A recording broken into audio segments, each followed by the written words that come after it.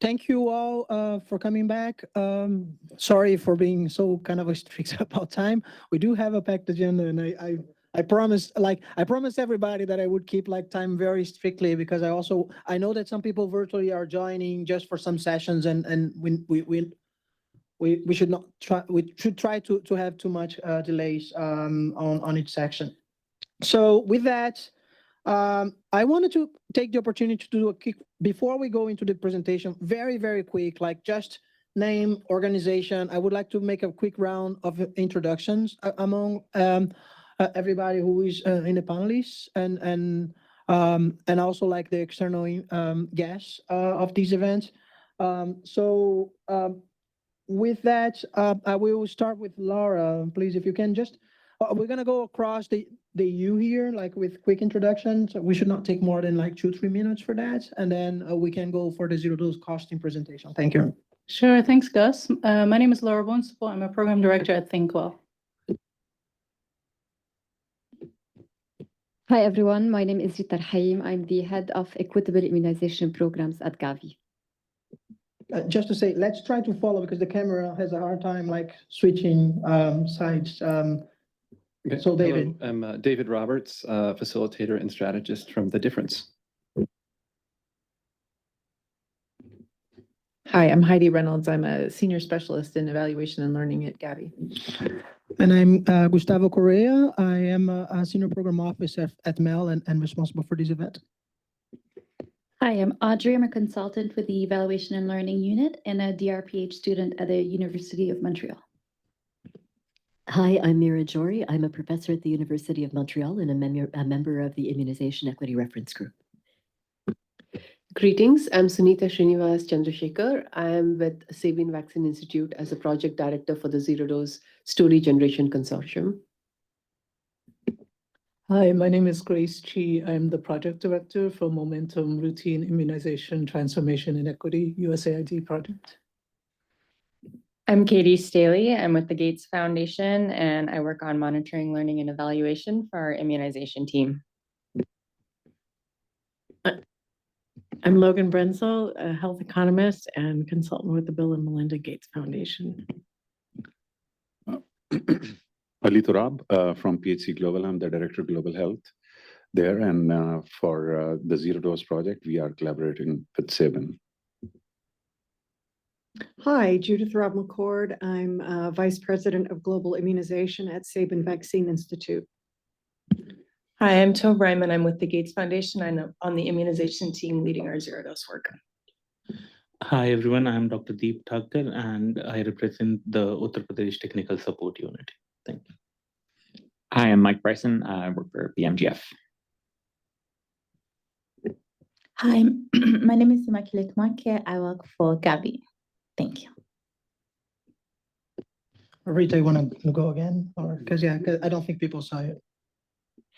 Hi, everyone. My name is Rita Haim. I'm the head of equitable immunization programs at Gavi. Thank you. Thank you, everyone. With that, I think the next panelist to present today is Logan Brenzel. That's going to discuss what does it cost to reach a zero-dose child. Okay, next slide. I wanted to thank the organizers, for Gus and his team, for putting costing higher up in the agenda. Usually we're down at the bottom and when everybody's really tired, but I think it's refreshing to kind of help to kick off kind of our discussion of the landscape of evidence. So myself and Laura will be presenting in this session. So just to orient all of us, a cost is not an expenditure, is not a budget. So we often use these terms interchangeably. Of course, a budget is a plan for how you're going to spend. Expenditure is your financial transaction. But a cost actually kind of takes into account all of the inputs that have been donated or the value of time of health workers. So it represents kind of the summation of all of the inputs that are used to deliver a service. Next slide. So my talk is really around the evidence on the cost of reaching zero-dose children. And we did a kind of a quasi-systematic review of the literature. And I wanted to start off by saying that there's very little evidence on the cost of reaching zero-dose children, as was said by Suchita earlier. But there is some adjacent evidence, evidence that might help us kind of understand what it might take to reach a zero-dose child. And there were two recent systematic reviews looking at the literature on the cost of reaching increasing coverage levels. Satyozawa and Christina Monk et al. These reviews pulled in the literature, and I would say the main difference is that the Ozawa paper included results from high-income countries, and the result of that was kind of a mean cost per dose per percent coverage increase of $3. So, and of course, there's a range around that, and this review also found that as coverage is at a higher level, the increment is also higher, right? So to reach more children, to gain higher coverage, it's costing incrementally more and more. And the Monk et al. Paper also found very similar types of results. They looked at 14 cost and cost effectiveness papers, mostly in lower and middle income countries. And the incremental cost effectiveness ranged from 66 cents to $162 per child additionally vaccinated. So quite a range. Of course, those papers in both of the systematic reviews were for different contexts, different methodologies. So very hard to standardize, but it's interesting to kind of look at the range. Next slide, please. A recent study was trying to kind of link the cost of scaling up coverage to the cost per zero-dose child. And this was a paper by Alison Portnoy et al. And was presented at a recent meeting we had on zero-dose costing here at Gavi. And you can see in the mean cost column how the cost per dose is actually increasing as coverage percentage levels increase. So that definitely shows us that we're expecting higher and higher costs. Of course, there's a range around those numbers. And the logic of this paper is that if you assume that this is a mean cost per single dose, then if a program had 13 doses, what would it mean, say, to reach a zero-dose child? And they estimated $160 with, of course, a range around that. And I think this particular work is also continuing to be done, and there are other similar papers that are coming out in the future modeling certain estimates like this. Next slide.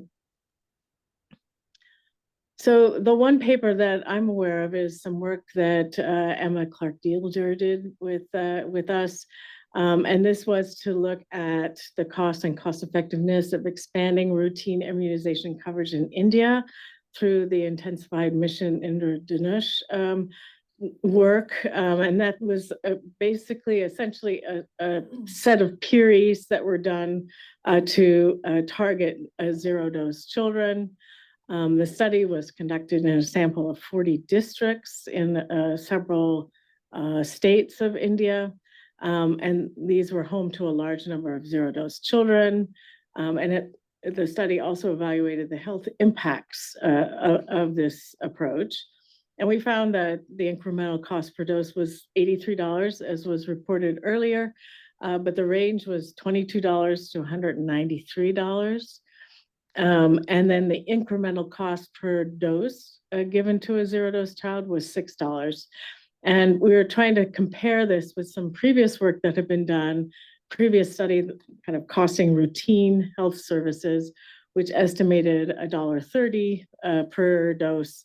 So you can see that they're almost two and a half times the cost per dose of reaching an additional zero-dose child. So this is one published article, and we're hoping to get more in the literature. Next slide. There is some other adjacent evidence, and I'll focus here on the middle bar, and it's kind of a busy slide, but this was a study that was done in Bangladesh, and they were trying to reach under and unvaccinated children in the Sylhet, so it's more of a rural district, and they did a bunch of interventions, modifying the EPI schedule, instituting community support groups, whole range of things, and they found that it was an additional cost of $2.70 per dose. So the literature is all from different years. I haven't standardized them across, in constant dollars yet, but you can see that there is a wide range in the results. So very context specific and very coverage level specific results. Next slide. And just some comments about what we might expect from future studies. And I think it's really important to understand, and I think Mira was alluding to this earlier, that if there are a lot of zero-dose children, the fixed costs of any interventions to try to reach the zero-dose children are spread over that large number, and your costs may be low. But as the coverage rate increases, you have fewer and fewer children, they're more and more dispersed, the cost per child is going to be much higher. And so I think we need to also bear that in mind when we interpret any cost study results, to understand the setting and the coverage level and the context. Next slide. So obviously there are gaps. We don't have a large literature yet in this area. So what is the evidence that's needed? Obviously, we'd like to know how much will it cost to reach zero-dose children, in addition to the ongoing costs of routine programs for a range of interventions and contexts, right? And I think we're kind of all in on trying to figure this out. A lot of studies are in process in this particular area, including the zero-dose learning hubs kind of looking at this as well. Which zero-dose interventions represent a better value for money than others? We still don't know. What are the cost implications of zero-dose interventions for households? The foundation is starting to support some work in this area, very early days, but there might be others. But clearly we don't really have much information. And then kind of looking at kind of overall financing, what do we need globally to help support countries to reach zero-dose children, to reach the 50% reduction objective? I don't know who's working on that. Can countries integrate, sustain, and finance their efforts? Still gaps there. And what sort of envelope of funding does Gavi need and other partners need to provide? And I'm sure Gavi's been looking at this, but probably we need the evidence first before being able to really dive into that. So a lot of gaps across what is needed. Next slide. So the key message is there's not very much evidence right now. Existing evidence is mostly adjacent to what we need to be measuring.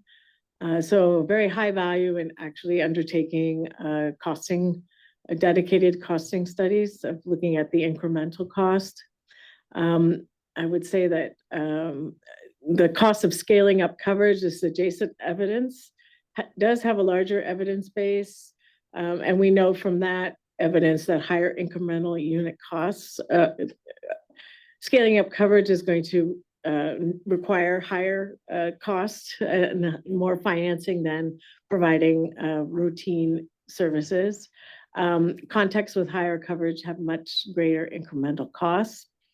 And we need to be at costing effective approaches, but we're still in the early phases of implementation and understanding which effective approaches there are. So while I'm saying it's important to do costing work, we might cost a lot of things that turn out to be not very effective at the moment until we kind of get a better handle on that. But that's not to say it's not worth doing. And then there's quite a lot of guidance on costing, and Laura will talk a little bit more about that. There's some research principles. There's a delivery cost catalog, which contains a lot of information on routine immunization costing, and there's a guidance note on how to do costing available online. So next slide. Okay, some references for your information, and thank you very much.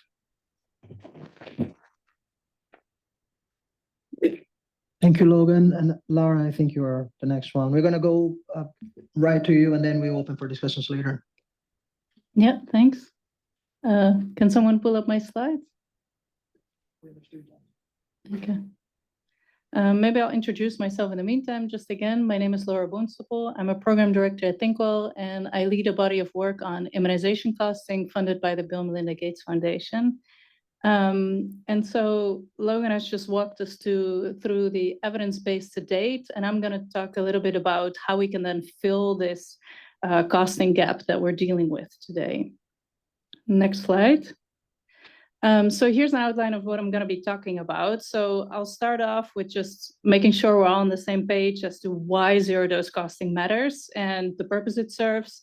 And then I'll discuss some principles that costing research should try to adhere to make sure that we can compare costing evidence coming out of our different studies, and then some challenges that researchers might run into and how we think those could be best addressed. And then I'll conclude with some reflections on how we're doing at filling the cost evidence gap and potentially how we can do better at that. Next slide. So why does zero-dose costing matter? Next slide.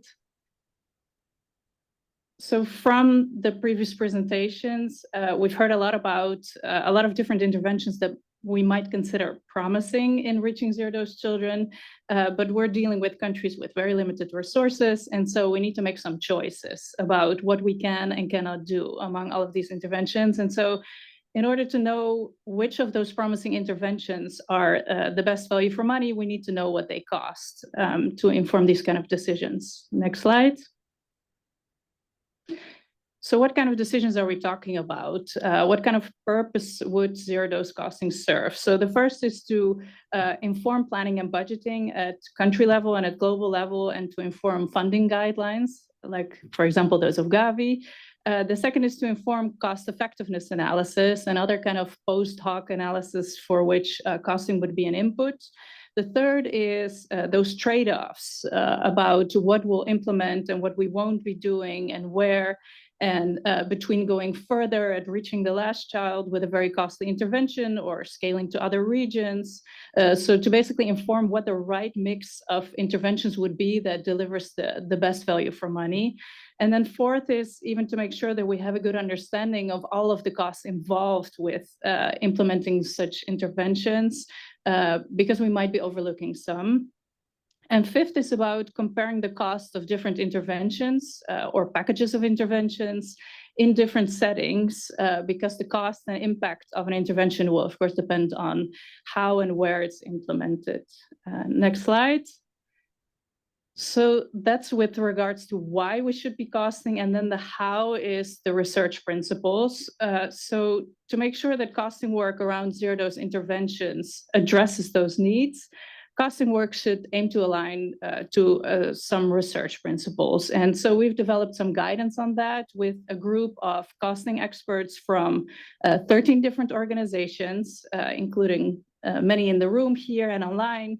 And we met up with this group in April of this year in the same room to talk about methodological issues and challenges that we ran into while we were designing our zero-dose costing work. And we agreed to align on a set of principles to guide our research. And we published this for others to benefit from as well, so that they can align their zero-dose costing work around this as well. And so you can find this on immunizationeconomics.org, which is a community of practice that we lead. Next slide. So why did we feel we needed to align on the research principles? So this is really about making sure that the cost evidence coming out of our various studies can be compared and interpreted. So it's about making sure that we agree on some minimum level of standardization. So we're not saying we all have to use exactly the same approaches, but at least use similar methods, and that we include a similar set of cost components, and that we use a common denominator so that we can compare. Next slide, please. So here's a list of what we identified as the musts. So these are the key principles that we agree that everyone should align to for their costing studies. So first, we agreed that the studies should estimate the cost from a payer perspective. And by that, we mean the cost incurred by a payer, so like the government or an external partner. And the second is to include startup costs for the study. So this is mainly relevant for newly introduced interventions. And thereby, we want to emphasize that it's not only about capital investments, but also perhaps costly design processes and costly TA that's involved in setting up an intervention. And then third, to do retrospective costing as much as possible, because we're mostly interested in the cost of interventions as they've actually happened, with all of the challenges and issues involved, as opposed to just projections of how we wish they would have been implemented. And then the next point is about aiming to do an ingredients-based costing, which we also call bottom-up costing, to really have a detailed picture by type of cost and by activity of the cost involved. And then we also encourage everyone to collect programmatic and contextual data, if that's not already happening, to further interpret the findings. So we're talking about coverage and zero-dose prevalence data for before and after implementing, documenting what previous practices look like, how the intervention was implemented, whether it was part of a bundle or whether it was a standalone activity, any other factors that might have influenced outcomes, at what stage the intervention is being evaluated, because especially for new interventions, there might be a learning phase where cost may be high at first and the effect isn't particularly impressive, but then there's a learning phase and interventions do better. And so it's important to document at what point the costs have been evaluated, and then maybe some kind of indication of appropriateness of the intervention. So was it even the right intervention in the right place? And then linked to that, we recommend to report comprehensively so that people know what the purpose, the scope, the design, and the time horizon of the study was, that any baseline data is reported that's been collected, what costs were included and also what costs were excluded from the study, reporting breakdowns wherever possible. So really reporting financial and economic costs separately, if those were collected, fixed and variable costs, operational and capital costs, startup and recurrent costs, because all of these breakdowns are helpful in different for different purposes. And then last but not least, to collect data on the output of an intervention or utilization data. So this is the tricky part that we've discussed already. So the denominator essentially to get to a unit cost of delivery. And I'm going to come back to that in a bit as well. But what we agreed is that all studies as a bare minimum should report on the cost per dose delivered through the intervention. Next slide. So those were the musts. And then we have also documented some additional nice to haves or considerations that people might want to think about when they're planning a costing study, or at a minimum, take note of the limitations of not doing this. And so I'm not going to mention all of those, but I'm going to call out a few of those. So the first is around estimating the full cost of an intervention. So most interventions are not only going to be using new resources that, for example, Gavi has provided, but they're also going to be using existing resources. And so leveraging that existing infrastructure, incorporating that into your costing study allows people to compare different settings where existing capacity might have been different from the start. Next. The next is around the cost to households of getting their kids vaccinated. So in principle, zero-dose interventions are about reducing those costs to communities, but in some settings, those costs might still be a concern.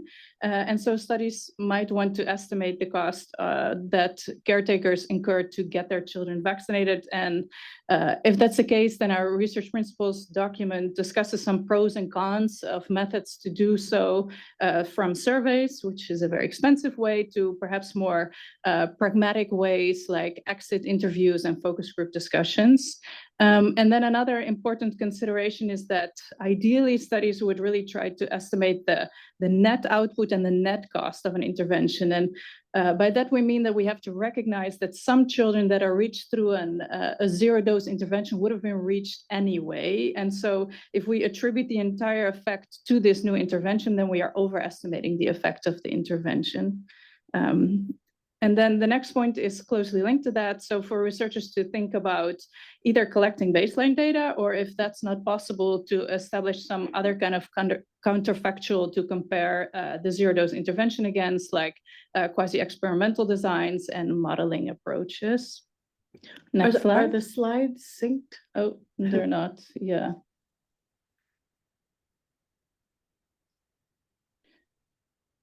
Thanks. And then finally, more output metrics to consider. So in addition to the minimum of estimating a cost per dose delivered that we had agreed was really a must, there could be a long list, a wish list of additional output metrics that we would find helpful to have in an ideal case. But here we discussed some that we found particularly important with this group. So first is, if you're interested in studying whether the intervention really turned a zero-dose child into no longer a zero-dose child, then you would want to collect data on the number of DTP1 doses delivered to children to get to that.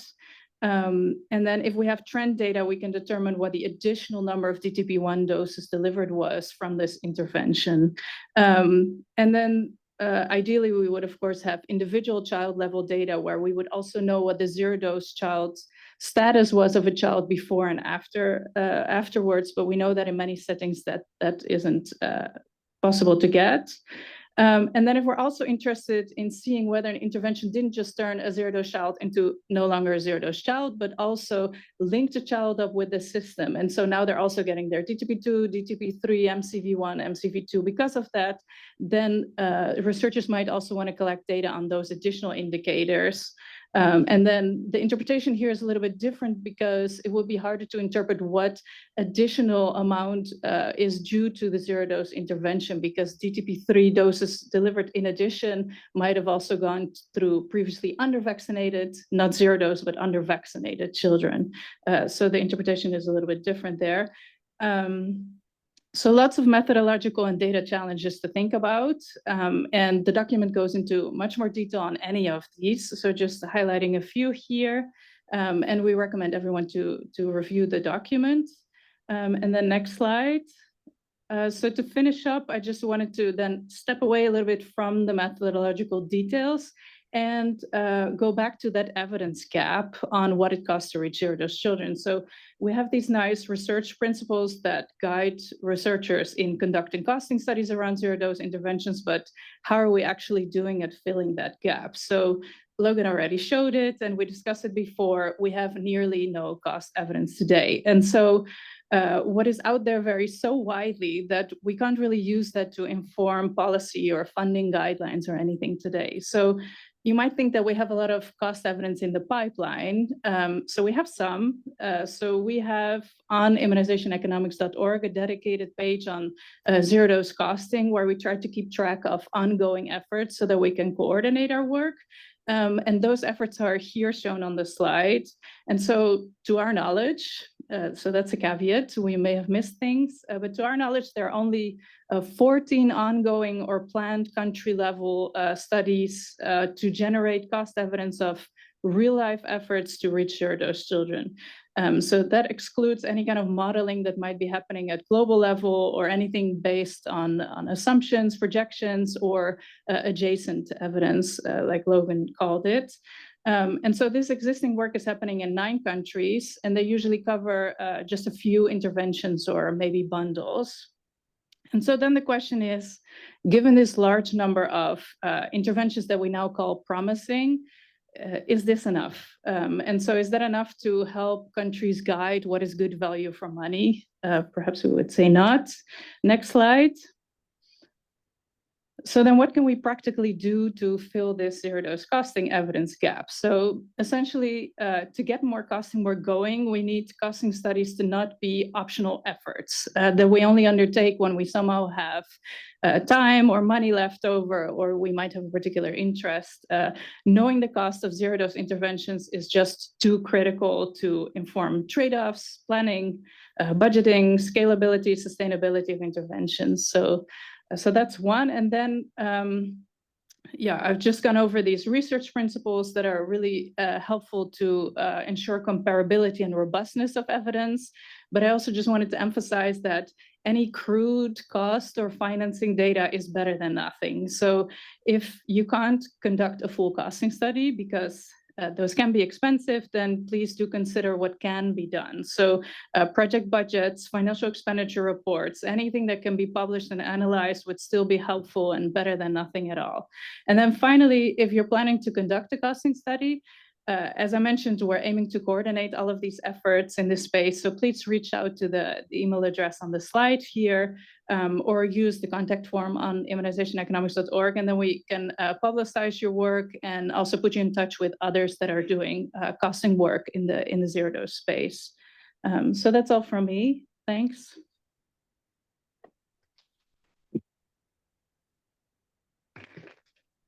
Thank you, Laura, and thank you, Logan. Laura, for some reason the camera is not picking you up. May I ask you please to move there, and then for the discussion people can see you. Thank you. Thank you. We're now gonna have 15 minutes for discussions, and I'm gonna check here the Q&A. There is already a question about the synergies in costing that may happen when those students are reached by a larger scope of PHC interventions, including vaccination. Do we have that in the costing studies, these considerations on cost saving? And I would add to that also, like, if interventions are targeted versus like a broader in a larger area that may not be only about pockets of zero-dose children. Okay, I can pick that up. So in theory, integration within PHC and other immunization activities is a good thing and will probably reduce the costs. We don't know how interventions are being implemented. Some are being implemented as a bundle. So within an EPI practice, or maybe even parallel to that. So we encourage people to kind of cost the whole bundle and the different elements. But we would assume there is perhaps some increment in the time spent by health workers in trying to identify or to reach zero-dose children. That's above and beyond what they normally would be doing. But that would vary depending on context. In a lower coverage area, it might just be the same thing. So there might not be additional incremental effort per se that can be tied to a zero-dose specific intervention. But in any case, I think trying to really understand how the interventions are being delivered and where we might see an increment in use of resources and in inputs will be important in terms of costing. But ideally, for the long run, for long-run financing, we'd want everything to be fully integrated. You want to add something? Oh, Grace, please. Let me just go through all the other questions and then I can bring to the room. There is another question related to any gender associations or any gender perspectives on the costing studies. Anything that people should be aware, and if there is any findings on like gender considerations. Like, for example, it's not in the question, but for example, like caregivers, like or like single mothers, or I don't know, like any perspectives on that. I think, that's so many steps ahead of what we are actually able to cost nowadays. We're just happy if we find relatively good reporting, if we can just find cost evidence on what it costs to reach 1 zero-dose child, I think we'll already be very pleased. And so those gender dimensions are levels of granular data that I think we're not going to be able to find from our studies. Getting good data is really, really hard. Yeah, I agree with that, but also if we're able to look at household level cost, I think we'd automatically, kind of be able to look at the different time spent by the caretakers and gender of the caretakers.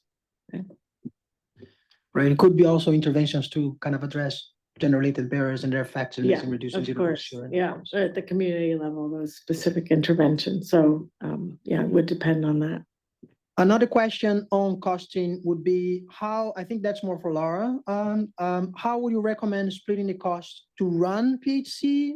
What recommendation would you give to separate campaigns, big catch-up, routine? Is there anything on the guidance on that?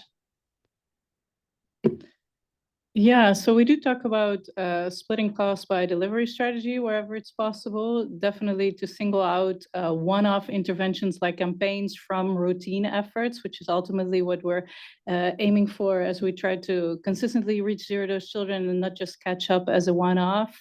And with regards to splitting startup and recurrent costs, we definitely encourage researchers to capture both because in some of these implementation processes, we see that the design phase can be long and costly. And so it's important to recognize that that's what would be needed if we would replicate the intervention elsewhere as well. Great. There is another question here about the costs of if the cost of increasing coverage is lower at lower levels of baseline coverage, what are the implications for equity and optimal resource distribution given subnational differences in zero-dose prevalence? I think that brings back to that discussion on being targeted versus like being kind of a broader in their intervention. Do you want to comment anything on that as well? Yeah, I think what would be important is to really document, what was the cost of an intervention in this setting and what was the effect, right? Because indeed, replicating the intervention somewhere else might be much costlier, reach fewer children. And then in the mix of things, we're ultimately looking at a delivery strategy mix, right? We're not trying to just replicate the same intervention everywhere and only do that. And then in addition to immunization, we also have other health services to deliver. And so we're really trying to optimize the mix. And so in doing that, definitely documenting where things were working, what they costed, under which conditions would be really important. Yeah. Thank you, Laura. Grace, please, floor is yours. Thanks. My question was sort of related to the one around the different delivery strategies and catch-up and campaign. So are you trying to have a to use the formal definition of zero dose, like children who were over the age of 1 who have missed DTP1, or are you looking at just kids who are late? And to what extent are we looking at the cost to sort of prevent new zero dose, basically the cost of reaching everyone? Because I think that's where, it'll have a lot of implications on the types of studies and comparability. Yeah, thanks.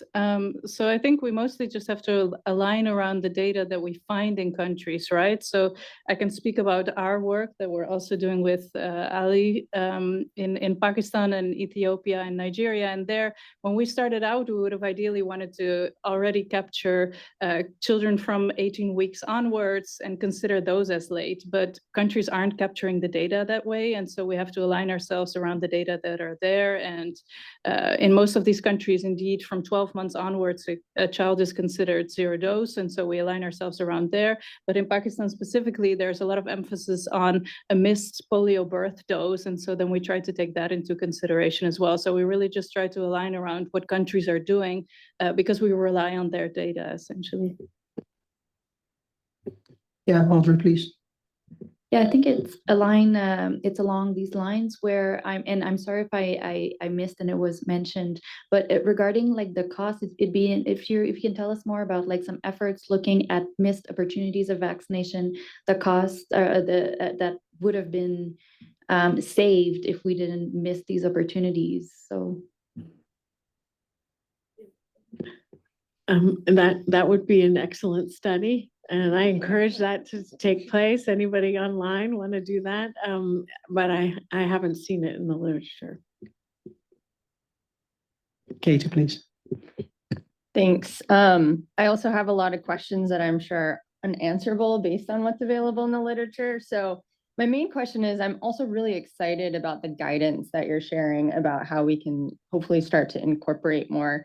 And I'd be curious to hear a little bit about your perspective on like the quality versus quantity of costing evidence that is produced. I mean, I hear what you're saying in terms of ideally we have an ingredients-based approach, but maybe what guidance or recommendations would you give for folks who are funding zero-dose programs to be able to incorporate a costing element in a way that is, you know, practical and feasible and generates more evidence? Yeah, I think probably Tove would have some reflections on that as well. As I mean, in the zero-dose learning agenda, it was also kind of an afterthought, right? So like, what does it take to add it on when you recognize that it's important to do afterwards? But indeed, our research principles are kind of an ideal scenario. And what I also mentioned in my presentation is, you know, any cost evidence is better than no cost evidence. And I think given that we only have a few studies underway, and I don't know of a lot more that's happening, I think we do have to just be open to more pragmatic approaches, perhaps, but also just really encourage Gavi to make this more in an integrated approach, right? So I don't think, for example, zero-dose learning hub countries aren't obliged to do costing, right? They're encouraged, they're not obliged. And so I think we can do something around the messaging there as well to really just emphasize how important it is to do that. And I would say for funders of this, I mean, the guidance is there. And so, you know, funding recipients should aim to try to get to as close to the guidance, the minimums, the musts in that guidance as possible. But of course, a lot is dependent on what kind of data is available. So we recognize that, and that's the case for every costing study. And Logan, on that point, on what data is available, there is a very interesting question here from probably a researcher in the ground. From your experience, what is the recommendation you can share for people who want to do the costing studies to ensure accurate and reliable data for these each cross-geographic context is available? What types of data, what data sources, what kind of steps, like as a bare minimum, you think like they should start if they want to do a costing study? Yeah, so Logan also cited some of these other guidance documents around how to conduct an immunization costing study that go over some data sources that are standard to costing immunization programs that still apply here. And so those would be, I think, important sources to consult. But what we would generally encourage is to focus on what people think are the big ticket items. So do we think it's the per diems, or is it the HRH costs, or is it the vehicle that needs to be purchased? So if we can't do everything, then let's focus on those big ticket items. And track those costs, right? So have a tracking tool like for these, right?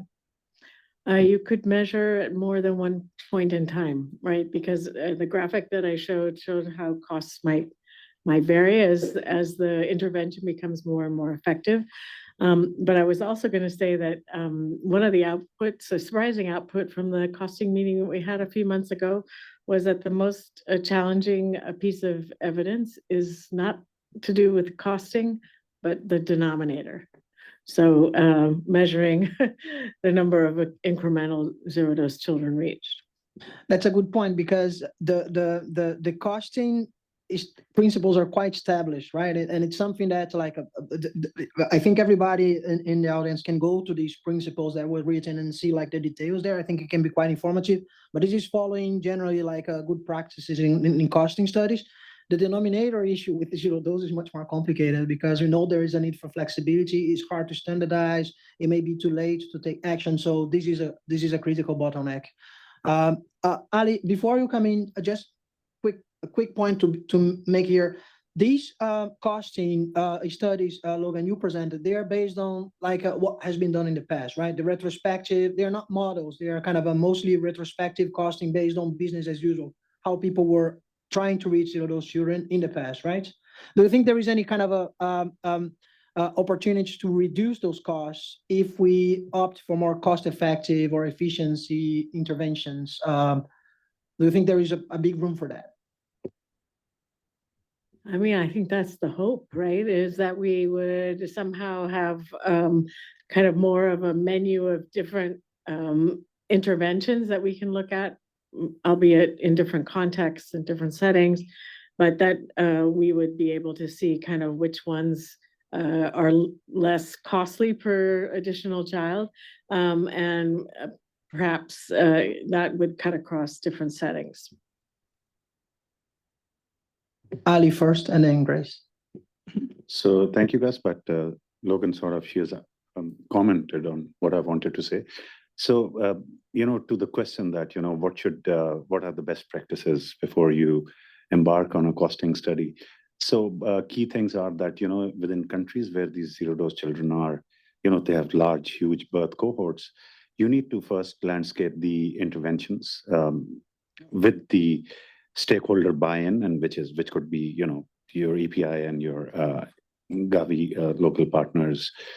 And then you see that, what are those low-hanging fruits, those high impact, because there are several, because in Pakistan, we sort of landscaped 10 strategies. These are not interventions. These are the strategies trying to increase the coverage for those interventions, right? Their optimal use.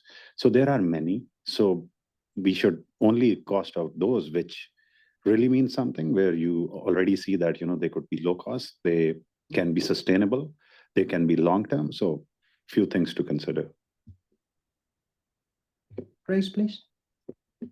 Thanks, Gus. I was going to be the pessimist to your point where we think we'll be more effective and the cost will go down. I would almost argue that it most likely is they will go up, because they will be the hardest to reach. They will be the ones that really require very, very tailored interventions. I think we should be ready for that, because in many cases, like the intrinsic bottlenecks may require a lot of investments, and the cost may actually, the assumptions in the planning may not be true. And they may realize that cost may actually go up as well. And it's something that I think we need to be prepared to kind of go both directions and understand what really costs to reach these children. With that, I think we can close this discussion now.